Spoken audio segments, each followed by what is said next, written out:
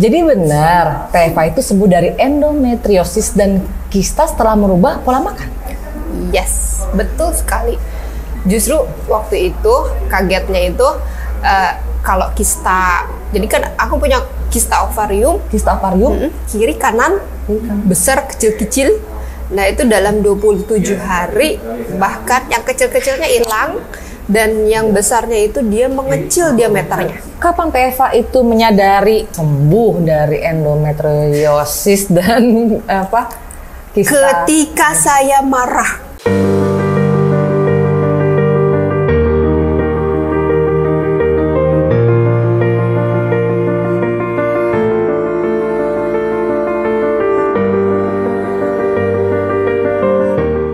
Ngobrol sehat bareng teman Sumaila. Halo teman-teman, jumpa lagi di podcast teman Sumaila. Saya Siska Techika. Podcast teman Sumaila disponsori oleh Fat Activator. Fat Activator adalah MCT dalam bentuk bubuk. Buat teman-teman yang enak dengan minyak kelapa murni bisa mengkonsumsi Fat Activator. Podcast kali ini kita kedatangan teteh cantik yang akan cerita pengalamannya sembuh dari endometriosis dan kista ovarium hanya dengan merubah gaya hidup. Nah, sekarang kita sama-sama sapa Teh Eva Badru. Halo, Siska Techika yang super hits, keren, gelis dan baik, gak pernah marah-marah, swear. Masya Allah. Makasih ya udah sempat mampir ke podcast teman Sama-sama Sumaila. Teteh. Kalau boleh tahu sekarang kegiatannya apa nih Teh Eva? Kegiatannya masih tetap tidak berubah, ibu rumah tangga sejati plus pengacara lawyer, pengangguran banyak acara. Alhamdulillah. Tapi masih aktif juga menulis di media sosial di Facebook mengenai karena ini saya mengalami dan merasakan manfaatnya gitu, terus saya berpikir kenapa enggak nih sharing untuk yang lain gitu. Kenapa kalau saya bisa sembuh dengan gaya hidup ini, kalau saya bisa sehat, ya kenapa enggak berbagi gitu. Jadi saya aktif menulis tentang gaya hidup ini sejak 5 tahun yang lalu gitu. Dan masih aktif hingga sekarang, alhamdulillah. Mungkin teman-teman udah nggak sabar nih ceritanya gimana kok Teh Eva bisa kena endometriosis dan kista ovarium. Dulu awal-awalnya ada gejala nggak tuh Teh Eva? Banyak dan menyakitkan. Jadi gini, aku tuh nggak pernah merasakan yang namanya overweight, apalagi obesitas. Dari dulu sampai sekarang melakukan gaya hidup ini, itu kisaran berat badan itu nggak pernah melebihi 50 gitu, malah mentok di 45, 46 gitu ya. Tapi saya banyak makan karbohidrat, banyak makan gula gitu, tapi nggak pernah menjadi menggemuk gitu, nggak pernah menjadi bengkok. Kurus malah ya? Kurus malah gitu. Jadi mau makan nasi sebakul pakai lauknya Indomie goreng pun no problem gitu. Which is itu banyak sekali bikin ibu-ibu lain pada nyeri kan ya, kok bisa sih makan banyak tapi tetap kurus sih gitu kan. Mereka nggak tahu aja larinya kemana gitu kan. Dengan tingginya glukosa di dalam tubuh saya, larinya memang tidak menjadi lemak tubuh tapi menjadi lemak darah, lalu mengalir di dalam gula darah puasa saya dan men-trigger sel-sel anabolik atau berkembang di dalam tubuh saya, menjadi tidak seimbangnya hormon dan mencetuskan kista ovarium kiri kanan dan ada penebalan dinding rahim juga melalui endometriosis. Itu gejalanya luar biasa. I see. Gejalanya luar biasa banget. Jadi kalau ini typical symptoms ya kalau yang orang punya endometriosis. Saat PMS atau saat menstruasi dia akan merasa sangat-sangat kesakitan luar biasa di abdomen bagian bawahnya, sakit bagian perut, bisa sampai guling-guling, bisa sampai nggak bisa bangun juga tiap kali mens. Nggak kuat banget gitu. Bahkan minum, makan, menelan sesuatu begitu masuk sistem cerna itu sakit. Sampai ke pencernaan pun sakit? Itu sakit. Dan ternyata lalu diketahui kemudian ketika saya mengangkat kista ovarium yang kiri kanan itu ada semacam darah menstruasi yang naik ke atas, karena kan dia kan harusnya kan ke bawah ya, turun ke melalui bawah. vagina gitu ya. Tapi karena saya ada penebalan dinding rahim gitu, itu semuanya si salurannya juga udah acak-acakan kemana, dia naik ke atas, melewati sekat diafragma, terus menggenangi sistem cerna. Jadi usus saya ketika dibuka itu banyak darah mens di atas. Ini maksudnya ketahuannya saat lagi operasi kista. Angkat kista sebelum saya mengikuti gaya hidup ketofastosis. Oh, ketahuan ada darah ada darah naik menggenang sampai usus saya itu sudah saling lengket satu sama lain, dan kemungkinan besar memang dari situ sakitnya juga gitu. Oh, dari gitu. situ sakitnya. Terus pas diangkat, ini zaman-zaman makan karbohidrat ya, diangkat selesai. 3 bulan kemudian jadi lagi, dan endometriosis sakit lagi gitu. Cepet banget, dia cepet. Yang Dalam namanya hitungan bulan. 3 bulan jadi lagi. Oh gitu ya. Capek banget. Dia tuh anabolik banget kalau Anabolik bisa. banget. Iya, karena dia kan turunan sel cancer, tumor, kista lebih rendahnya gitu. Ini kan. sel yang gampang berkembang ya. Gampang banget berkembang, dan bensinnya cuma 1, glukosa. Bensin maksudnya yang dimakan oleh sel berkembang ini, sel anabolik ini Ya, bahan bakar. Gula glukosa. aja, glukosa. Sementara waktu itu kan TFA kan masih makan karbohidrat ya, karbohidrat tinggi ya. Ya, dan dia larinya kemana kalau saya masih tetap kurus gitu Iya, kan? ya. Nggak jadi lemak body kan? Ternyata dia jadi si bahan bakarnya itu. Ternyata terus bukan jaminan juga ya kalau orang yang makan banyak tinggi karbohidrat terus badannya kurus. Jangan bangga dulu ya, ternyata larinya gula itu bisa kemana-mana, termasuk memberikan makan sel yang bisa anabolik ya. Yes, dan trigliserida saya itu pernah mencapai 450 sampai 500. Trigliserida itu lemak darah ya. Lemak darah. Lemak darah dengan badan kurus 450 sampai 500. Aku baru tahu loh TFA. Masa sih kamu lupa kali. Bener. Kebanyakan klien. Oh, sampai tinggi gitu ya trigliseridanya ya. Ya, dan kalau jalan itu serasa ngelayang. Jadi tergantung metabolisme orang juga ya. Ada yang trigliseridanya cuman range-nya 250, 300, ada yang udah kolaps. Ada yang udah koma gitu.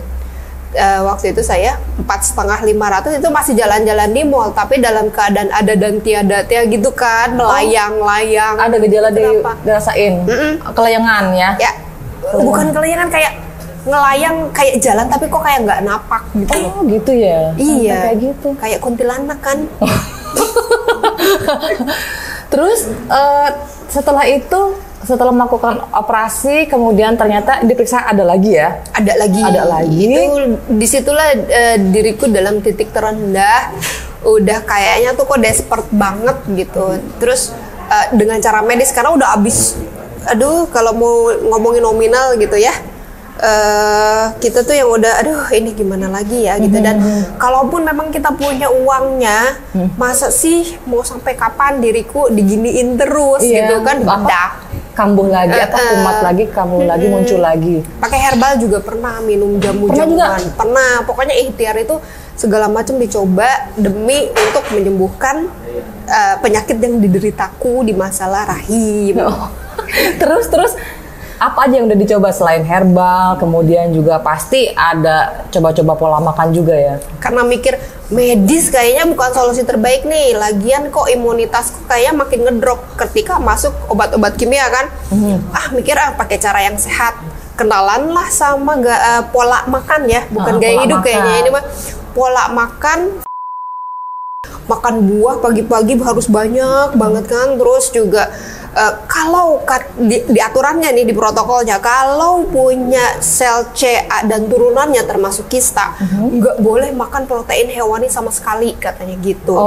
Dan saya kan tipe orang yang selalu berkomitmen ya pada apapun yang saya lakukan gitu pada waktu itu. Jadi selama 7 bulan, hampir 1 tahun saya nggak makan protein sama sekali. Strict makan sayur, nasi, tahu, tempe, sayur, jadi nasi, tahu, tempe. Hewanan ya, protein hewan. Telur pun gak berani gitu kan. Terus udah gitu, ternyata ketika dicek lagi, trigliserida saya makin melompat tinggi. Kista malah nambah. Oh ya? Yang kecil-kecil pada nambah, yang gede makin gede gitu. Terus padahal udah komit maksudnya sesuai protokol banget. Aduh, gua salahnya di mana gitu. Akhirnya dalam titik terendah keputusasaan, tiba-tiba saya menghilang, ghosting gitu ya, atau jadi beruang, entahlah itu gitu. Terus ditanyain lah sama sahabatku yang cantik, tersayang dan selalu merindukanku, bernama Siska Tecika. Boy, kemana aja gitu, tiba-tiba menjapri, boy kemana wae gitu kan. Hilang. Iya, curhatlah diriku Tete, sampai dipotoin kan, foto gue lagi telanjang, lihat Gera ini bodiku kurus banget. Ya Allah, tulang sampai nonjol Tete. Terus kata Teh Siska, mau nggak KF, ketofastosis? Apa itu Teh? Pelan-pelan dijelasin. Jadi aku harus makan daging Teh gitu. Yang sebelumnya nggak boleh. Udah hampir 1 tahun nggak makan daging. Nggak makan daging. Deg-degan kan ya, karena itu udah jadi paradigma banget. Kalau daging itu memberatkan sistem kerja, menjadi bahan bakar sel tumor, kanker, kista, apalagi lu bakal parah, makin parah gitu kan. Itu dalam hitungan detik kan kita harus nge-flip paradigma itu, tak gitu kan, langsung kaget dong. Kaget, tapi yang namanya orang udah putus asa pasti mau melakukan apa aja dong biar sembuh. Yoi. Terus jadi nekat gue sebenarnya gitu kan. Padahal sebelumnya nggak percaya ya. Bukannya nggak percaya, tapi lebih ke oke lah, apa aja gue pasrah, karena gue udah capek banget nih ikhtiar nih gini gitu, nggak mau juga sampai diangkat rahim segala macam gitu kan. Waktu itu beberapa hari sih, 2 atau 3 hari ya, kita ngobrol-ngobrol, kucuk-kucuk ke nasi padang, beli rendang, beli tunjang, kikil, 2 itu aja, dimakan. Ya Allah, rasanya nikmat banget. Udah lama nggak makan. Deg-deg gitu kan, sambil deg-degan. Aduh, bener nggak ya? Bismillah aja deh gitu. Amazingnya tahu nggak apa Tes? Apa tuh, gimana tuh? Dalam hitungan menit ya kan, duduk dulu, abis makan teh, minum, nyantai dulu. Pas berdiri keluar dari restoran Padang gitu, itu tiba-tiba mataku, pemandangan di sekitar diriku itu kayak nanar warna coklat, kayak ada darah naik gitu, terus udah gitu seluruh body nih ya, kayak ada sensasi anget-anget gitu loh. Kayak gitu. Aduh, kenapa ya gitu kan. Kayak gitu. Itu cuman berlangsung kayak 10 atau 15 menit. Besoknya diriku ngerasain lebih bertenaga, lebih moodnya itu lebih happy gitu loh. Lebih itu ngaruh banget ke mood. Langsung itu besokannya ngerasa lebih berenergi, kemudian mood langsung meningkat juga ya. Iya, cuman ada gejala di tubuh itu kayaknya dia lagi adaptasi kedatangan protein yang selama 1 tahun nggak pernah dimakan, kedatangan omega 3, entahlah gitu ya. Dan itu mengisi kekuranganku, defisiensiku akan nutrisi yang esensial, yang paling penting manusia nggak bisa lepas sebetulnya, omega 3 gitu ya. Dan makronutrisi lainnya yang diriku waktu makan karbo aja itu lepas semua waktu 1 tahun. Oh, padahal waktu makan karbo itu kan katanya isinya juga komplit yang Teva makan kan, ada sayuran, dan sayuran itu ternyata mengandung nutrisi tapi dia mikro, artinya kecil. Mikro atau kecil? Yes. Kalau nutrisi itu kan ada mikro dan makro. Kebutuhan terbesar itu kan yang makro. Yang makro itu kayak karbo gitu. Yoi, karbo, lemak, protein. Nah, gitu. kalau sayur masuknya? Kalau sayur itu masuknya mikro, kecil aja dan non esensial. Berarti selama ini Teva kurang nutrisinya dari protein hewani. Ya. Dan akhirnya kemudian saya belajar di KF itu mengetahui bahwa protein hewani itu adalah kebutuhan nutrisi yang esensial. Jadi penting pakai banget, nggak bisa dilepas. Kalau lu lepas itu kemungkinan manusia bisa mati malah. Nggak bisa nego ya? Yoi. Karena tubuh kita itu ternyata tidak bisa memproduksi omega 3 sendiri gitu loh. Oh iya. Nggak bisa memproduksi protein sendiri, nggak bisa. Jadi harus masuk dari luar. Harus masuk dari makanan. Sedangkan karbohidrat atau glukosa Justru itu yang non esensial karena kita memproduksi sendiri di liver, namanya gula sintetis atau bahasa kerennya gluconeogenesis. Oh, itu artinya bikin gula sendiri. Jadi badan kita bisa bikin gula sendiri. Dan yang nggak penting itu justru sama aku dicaplok banyak banget tiap hari gitu. Jadi terakumulasi lah overload. Karena aku nggak bisa make si glukosanya untuk disimpan di bawah kulit jadi lemak, masuklah kan dia ke gudang penyimpanan lain seperti trigliserida. Tinggi lah sampai 550. Jadi GDP ku aja di atas 200 waktu itu.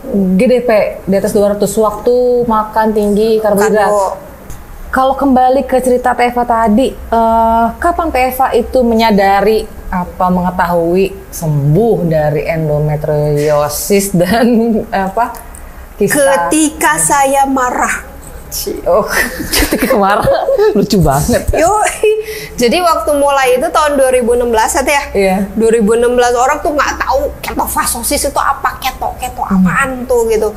Ketika diriku berhenti makan nasi, berhenti makan karbohidrat, orang tuh kan kaget ya. Semua termasuk keluarga, termasuk si mamah gitu ya.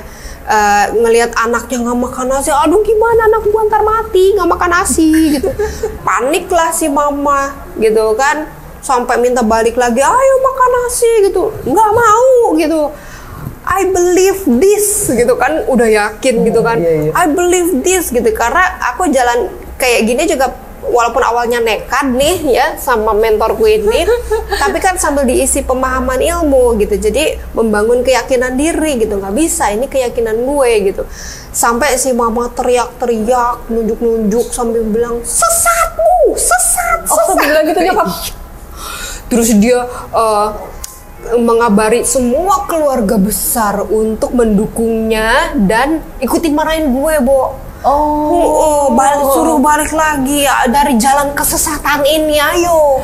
Lu nggak sehat, lu nggak bener ini. Waduh. Iya sesat ini, udah jangan ngikutin. Yang waktu itu pendukungku di rumah itu cuma suami sama anak-anak. Suami dan anak-anak gimana? Suami dan anak-anak. Kalau suami mah memang dari dulu, dari zaman diriku ikhtiar itu selalu mendukung selama itu baik dan tidak bertentangan dengan pemahaman agama kami gitu ya. Selama itu baik ya enggak, kenapa enggak gitu. Nah, karena marah ya dengan kondisi seperti itu, gue mau buktiin ya. Sekarang juga gue ke lab, gue mau meriksain rahim gue mau meriksain semua kondisi badan gue ya. Gue liatin lu ya gitu. Lalu dilakukanlah medical check up semuanya. Dan hasilnya di hasil X-ray ternyata si kista yang kecil-kecil 3 biji hilang sama sekali. Itu marahnya ketika baru 27 hari melakukan ketofastosis. Kistanya hilang 3 biji, dan yang kecil yang tadinya diameternya 5 atau 4 ya kalau nggak salah, dia mengecil jadi 3. Alhamdulillah. Itu tuh yang nyakitin tuh, dia ngecilin gitu. Nih buktinya jeblak gitu kan. Dikasih lihat lah ke keluarga. Bukan keluarga lagi, diumumkan dong ke seluruh dunia lewat Facebook. Nih, gue buktinya yang sesat, jeblak. Gue nggak salah kan, nggak salah. Memang niatnya ya nggak bener ya, karena dendam gitu. Tapi di sisi lain kan itu membuktikan juga kalau apa yang saya yakini jalani ini loh hasilnya. Apa sih ribut apa sih karena nggak makan nasi? Gitu ya. Jangan khawatir, ini mah lagi apa namanya, lagi ikhtiar gitu. Ikhtiar, dan kan yang penting mah tidak bertentangan dengan keyakinan agama atau keimanan kan itu. Gitu loh. Iya benar. Jadi dari hasilnya tuh kistanya mengecil. Iya. Hilang yang 3. Yang 3 biji kicik-kicik hilang. Yang kecil-kecil hilang. Yang gede mengecil. Iya. Endometriosis nggak pernah kerasa sama sama sekali. Jadi yang sudah selesai. Dulunya kan kalau main sakit ya, udah nggak pernah sakit. Guling-guling, nggak bisa makan, nggak bisa minum. Oke. Kalau boleh tahu untuk teman-teman yang ngalamin kista endometriosis, ya bener ya, itu KF yang dijalankan seperti apa tuh Teh? KF yang dijalankan apa sama aja? Sama aja sih, sesuai fase, sesuai protokol. Cuman bedanya mungkin mengurangi daging merah ya. Ngurangin daging merah. Daging merah tuh kayak daging kambing, daging sapi. That's it. Tunggu, berarti kalau dikurangin masih boleh konsumsi? Masih boleh. Oke. Cuman dikurangin. Jadi tidak stop sama sekali. Ya kalau misalnya kangen pengen sop iga ya makan. Tapi gitu ya. jangan sampai 2 kilo gitu kan. Kebanyakan kali ya. Jadi ikutin fase-fasenya ya. Iya, ikutin fase-fasenya dan perbanyak ikan juga. Perbanyak ikan. Bagusnya. Oke. Iya, terus targetnya tetap gula darah puasa. Gula darah puasa tetap di bawah 80. Ya itu tadi ya, supaya tidak memicu anabolik kepada sel yang tidak diinginkan lah ya gitu ya. Kan kebanyakan tuh hewani terus ya, sedangkan vitamin itu mikronutrisi itu kan kebanyakan ada dalam sayuran dan buah-buahan. Itu gimana Teh Eva? Kita boleh mengkonsumsi suplemen atau vitamin-vitamin dari luar ya? Suplemen itu isinya apa sih? Suplemen itu isinya kan biasa vitamin-vitamin. Berarti ya kan? dia masuk makro atau mikro? Mikro dong. Mikro ya. Nah, ketika kita makan misalnya beef liver, hati sapi, ya itu bahasa Indonesianya ya. Itu kita mengkonsumsi sekaligus vitamin A yang jauh lebih banyak dari wortel. Nah, ini omongan saya, langsung cek di Google. Perbandingan antara hati sapi dengan wortel itu mana yang lebih banyak? Oh, oke. Iya. Ketika kita makan ikan bun gitu ya, mengandung omega 3, mengandung kalium, kalsium, itu tuh sebetulnya di hewani itu udah komplit. Oh, jadi sesungguhnya di semua makanan sumber hewani itu udah ada komplit vitamin. Sudah ada. Dan vitamin-vitaminnya Iya. bisa teman-teman cek di Google loh ternyata ya ada ya. Iya, perbandingannya ya untuk mikro artinya kecil ya, nutrisi kecil gitu. Karena suplemen itu isinya nutrisi kecil kan. Nah, akan tetapi ketofastosis juga tidak anti suplemen. Kita menggunakan suplemen di saat-saat tertentu. Contohnya misalnya ketika kita mengalami gejala ketoadapted atau adaptasi perubahan metabolisme ke ketosis, atau kita sedang kondisi psikologisnya tidak baik, lalu mengalami maladaptasi, ketidakmampuan untuk beradaptasi gitu. Kita bisa bantu pakai suplemen. Suplementasi boleh. Jadi kita tidak anti medis, kita juga tidak anti suplemen, kita enggak anti vaksin. Ya just go for it, tapi harus sesuai dengan kebutuhan masing-masing. Kalau misalnya nggak butuh nih, ya buat apa konsumsi suplemen mahal-mahal? Ya, mending betul. dibeliin daging gitu kan. Ya. Oke, ini aku mau nanya sekali lagi nih sama Teh Eva. Jadi Teh Eva bakal terus melakukan ketofastosis? Karena ini gaya hidup, yoi dong.